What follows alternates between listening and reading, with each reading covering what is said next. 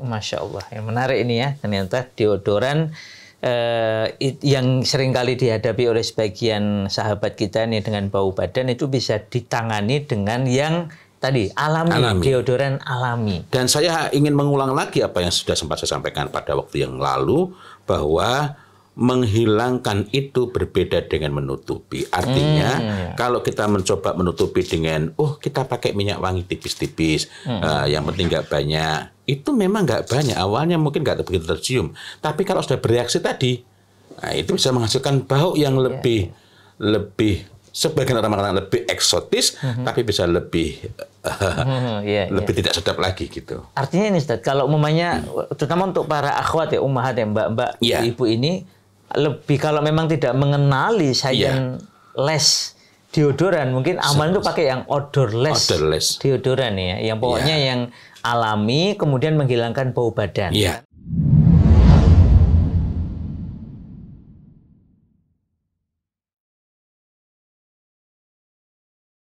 Assalamualaikum warahmatullahi wabarakatuh. Waalaikumsalam warahmatullahi wabarakatuh. Innal hamdalillah nahmaduhu wa nasta'inuhu wa nastaghfiruh wa na'udzu billahi min syururi anfusina wa min sayyiati a'malina. May yahdihillahu fala mudhillalah wa may yudhlil fala hadiyalah. Asyhadu an la ilaha illallah wahdahu la syarikalah wa asyhadu anna Muhammadan abduhu wa rasuluh. La nabiyya wa la rasulah ba'dah. Alhamdulillah, pada pertemuan kali ini kita melanjutkan membahas ini Ustadz, deodoran. Kayaknya kok belum memuaskan ini. Allah, karena ini pertanyaan sekian pihak dan kemudian kalau kemarin ya kesebut beberapa hal kok masih menimbulkan sejumlah pertanyaan gitu. Umam ini pun ini nggih tentang bedanya odorless ya dan dengan scentless. Maupun apakah selain tawas di sekitar kita itu ada tidak ya deodoran lain yang juga fungsinya bisa sebagus tawas atau malah lebih bagus ya? Masya Allah, banyak sekali. Nah, misalnya yang scentless. Karena itu nanti kita perlu jelaskan dulu mengenai scentless itu. Sekaligus memang kita menggunakan istilah berbahasa Inggris ya, membedakan, dan itu karena itu begini. Kadang-kadang orang mengatakan bahwa deodoran itu dibagi menjadi dua. Kemarin kan saya menyampaikan dibagi menjadi tiga. Ada tiga nggak kemarin? Tetapi saya lebih condong menyebut dibagi menjadi tiga, yakni odorless dan scentless. Odorless, scentless. Selain yang scented ya. Scented tadinya. Odorless itu nggak ada baunya. Nggak ada baunya. Misalnya minyak kelapa. Ini contoh lain ya? Iya, minyak kelapa itu minyak kelapa yang murni ya. Bukan minyak goreng. Minyak goreng belum tentu minyak kelapa. Minyak kelapa murni itu minyak kelapa murni. Semacam VCO? Betul? VCO bisa digunakan, bisa juga FCO. FCO? Ya, fractured coconut oil. Karena ada yang nulisnya FCO tapi ini frying. Saya pernah salah beli itu. Gitu. Saya mengira ini FCO yang dikenal dalam dunia minyak wangi. Saya beli ternyata, Masya Allah, ini frying coconut oil. Tapi saya katakan dulu mengenai scentless dan odorless agar kita memiliki gambaran yang utuh. Kalau odorless itu tidak ada baunya. Odorless tidak ada baunya. Ya. Bisa memang secara alami nggak ada baunya, bisa karena adanya proses-proses tertentu, refinasi misalnya. Sehingga pada FCO tadi, ini kan sebenarnya ada baunya, minyak goreng itu. Walaupun baunya itu tidak mencukupi untuk dikatakan memiliki bau. Tetapi kalau menjaganya kurang baik, maka bisa berakibat baunya menjadi, misalnya orang menyebutnya tengik. Ini soal penjagaan. Yang itu nanti bisa macam-macam perlakuannya agar baunya tidak berubah dan lain-lain. Tapi ini bukan fokus kita. Mudah-mudahan lain waktu kita bisa bicara lebih khusus sehingga kita bisa mencari bahan-bahan yang mudah, bikin sendiri, tergantung kebutuhan kita. Mau yang scentless ataukah odorless. Scentless sesuai dengan istilahnya artinya itu deodoran yang tidak diberi tambahan harum-haruman. maksudnya tidak diberi tambahan, ada dua kemungkinan. Memang dia itu nggak ada baunya, semisal tawas, boleh dikatakan nggak ada baunya, atau yang kedua, ada baunya harum. Seperti kemarin tuh sandal Ya, wood itu. cendana, atau lavender. Lavender. Oh, oke. Lavender itu nanti lavender dicampur dengan mawar yang alami itu bisa, atau dicampur lagi dengan Itu yang bisa lain. jadi deodoran. Bisa menjadi deodoran. Sekaligus minyak wangi ya kalau itu ya. Iya. Tapi iya, menarik. saya perlu mengesampingkan dulu yang mawar karena nanti kita perlu bicara lebih detail sebab mawar itu nanti ada yang fungsinya agak berbeda kan jenisnya macam-macam ya. Misalnya ada full itu juga mawar. Kembali lagi. Jadi scentless itu artinya tidak diberi tambahan wewangi apapun. Tidak ada tambahan, bukan scented.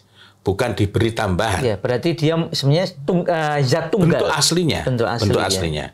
Bentuk asli itu bisa berbau, entah harum atau tidak.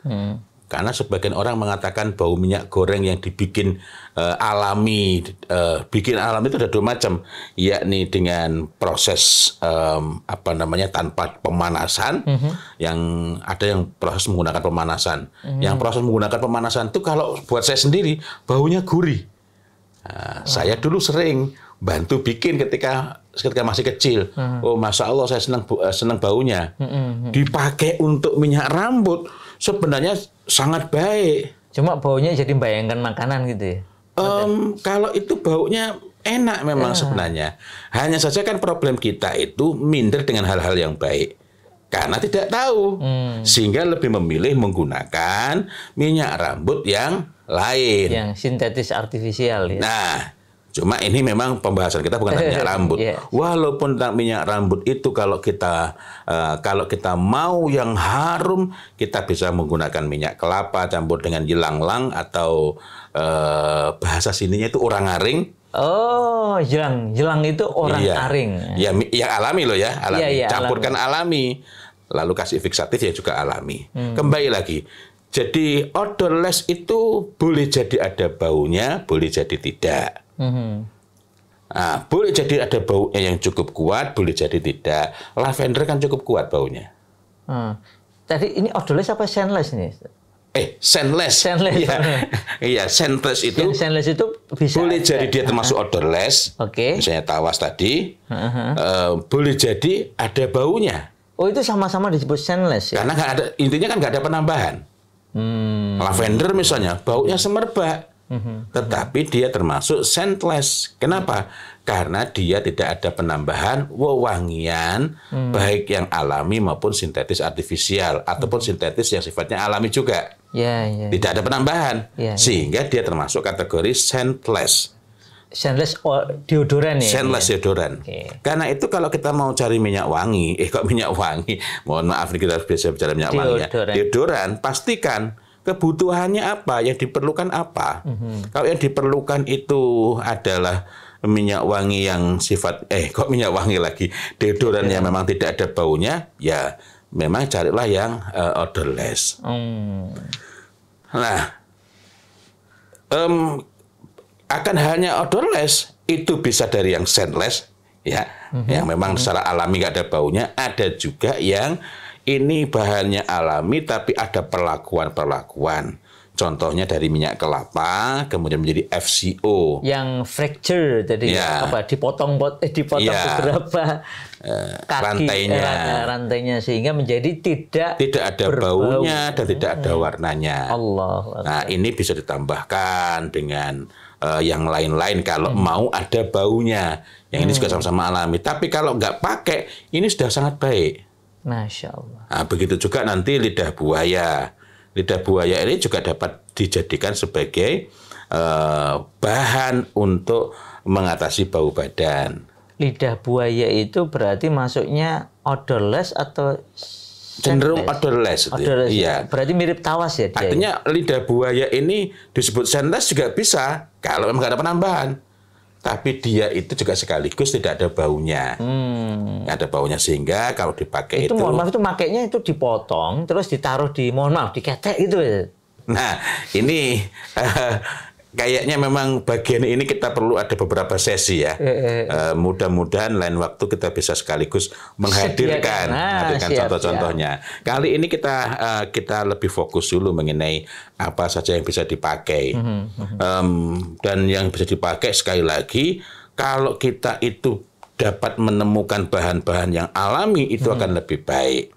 Dan kalau kita itu ada kebutuhan untuk berharum-harum, maka kita menggunakan minyak wangi yang sekaligus berfungsi sebagai deodoran, karena tidak setiap minyak wangi itu berfungsi sebagai deodoran. Sebagian minyak wangi hanya menutupi bau, sehingga ketika kemampuannya menutupi itu sudah lemah, akhirnya berubah menjadi bau yang tidak sedap. Masya Allah. Nah, maka perlu diperhatikan yang mana saja yang berfungsi sebagai deodoran itu.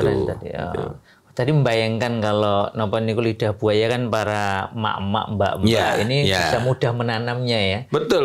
Mudah menanamnya dan kemudian kalau perlu kadang dipakai deodoran, kadang dimakan. Karena memang ada juga penggemarnya ya. Betul, sangat bagus, termasuk ibu saya sendiri penggemar lidah buaya yang langsung dimakan begitu. Dan sepertinya untuk hal-hal semacam ini akan sangat bagus juga kalau lain waktu kita bisa mendapatkan rezeki bertemu dengan orang yang dapat memberikan pemaparan bagaimana mengolahnya dengan lebih baik begitu ya.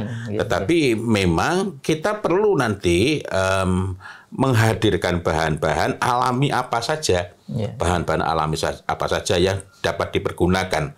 Yang itu tidak jauh-jauh di dapur itu ada, sehingga dengan demikian orang tidak perlu risau. Wah, ini kalau bau baran kan mahal gitu, gitu. Dan tidak kemudian ya kalau memang badannya bau, kenapa nggak boleh pakai minyak wangi?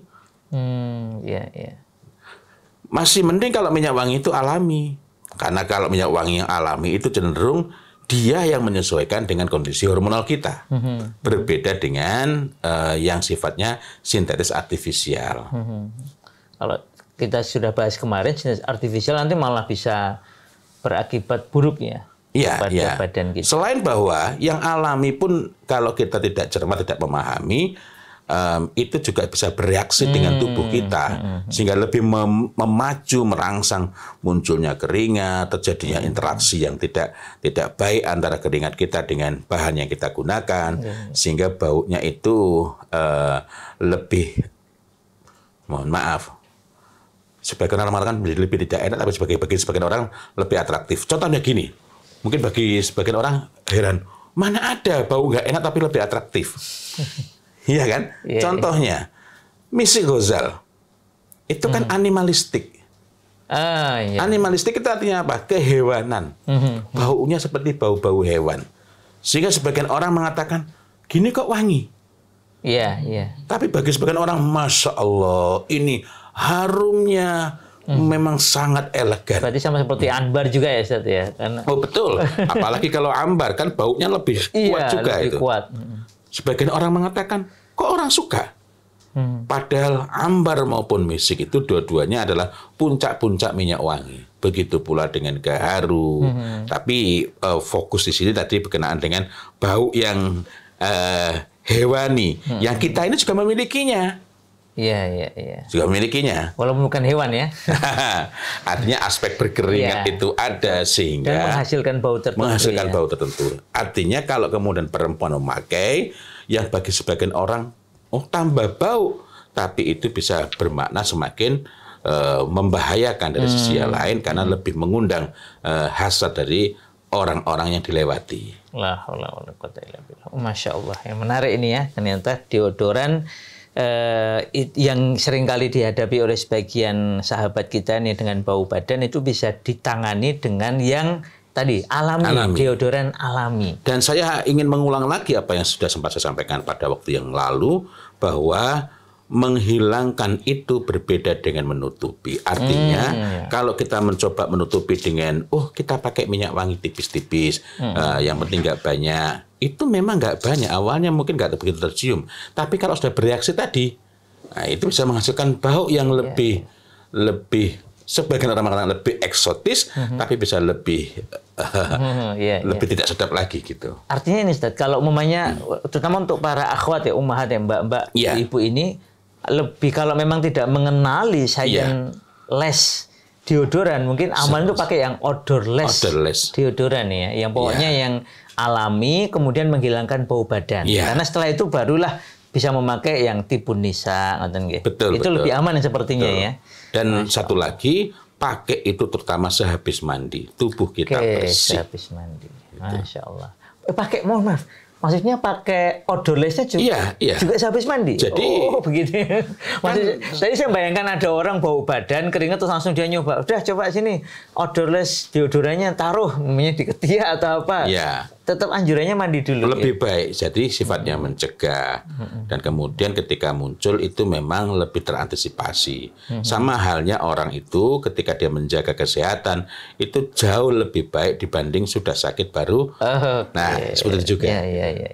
Masya Allah, demikian, semoga informasi ini bermanfaat. Semoga kita bisa menangani masalah bau badan dengan cara yang telah ditetapkan oleh Allah Ta'ala, memanfaatkan apa yang Allah Ta'ala ciptakan, mengikuti teladan Rasulullah Sallallahu Alaihi Wasallam maupun orang-orang soleh terdahulu. Semoga bermanfaat. Assalamualaikum warahmatullahi wabarakatuh. Waalaikumsalam warahmatullahi wabarakatuh.